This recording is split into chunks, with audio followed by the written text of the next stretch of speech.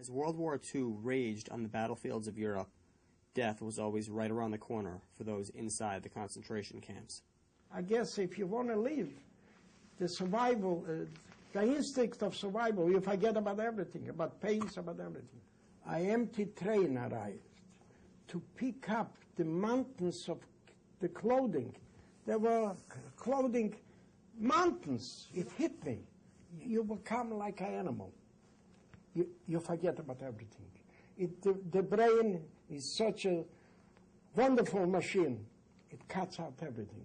You don't think about everything. You just I was thinking only how to get out of this cage, like an animal.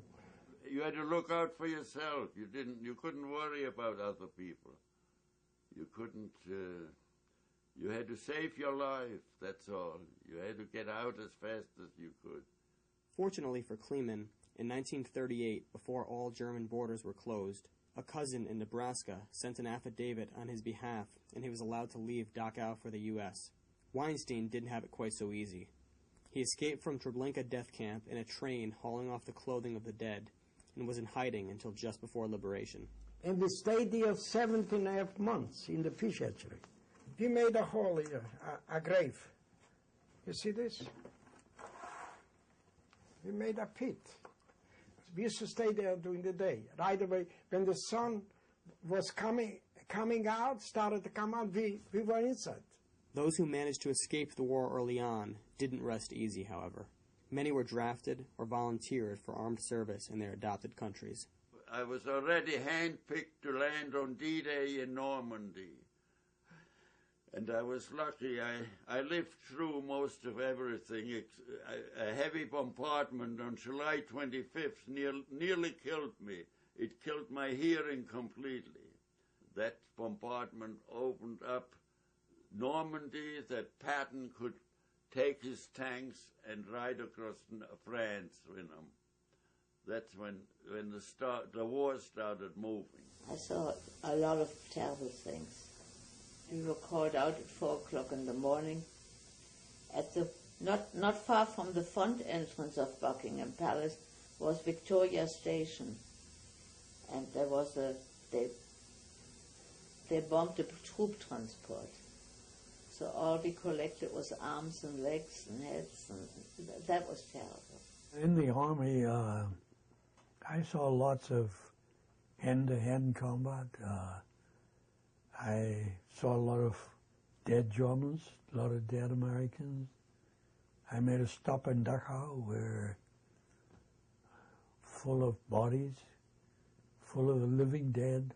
I had rounded up by the Germans the people who participated in Kristallnacht in my hometown. We found 11 people that they rounded up and put them into the same jail I was put in 1938. One man, I didn't tell him to because I rounded him up myself. The guy who arrested me, I went out with my jeep and my gun and picked him up and put him into the jail. He couldn't believe it, but he had no choice. Weinstein, who proudly went on to join the Polish army and participate in Germany's defeat, had run-ins with death right up to the end. A day before liberation, we got out of the forest to hide because the Germans put tanks here. The Russians were closing in. And so to put a line of defense, my father and I and my friend Bill Goldberg got out.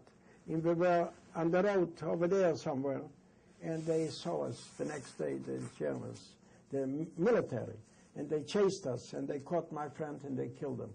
And me and my father, they couldn't find. It's miracles. You have no...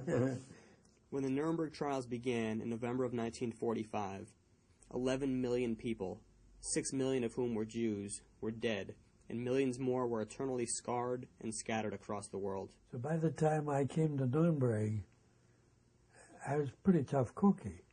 And, you know, it's like the first kiss. There's nothing like the first kiss. First time you see a dead person, it's a terrible shock.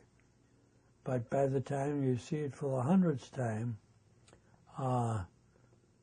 you know, it's still a shock, but not like the first time. And the same was true for these defendants. I mean, when I talked to them and found out what part they'd played in the war, I talked to the first one and found out he'd organized concentration camps, built gas chambers and incinerators. It was a real shock. I mean, you ask yourself, how could any human being do this? But by the time you talk to the 10th, that's what you expected. But no courtroom could repair the damage that had been done. My mother had written to me that they were going to Chile. Okay? So I knew they got out. I knew nothing about my grandmother, her siblings, or any of the other relatives.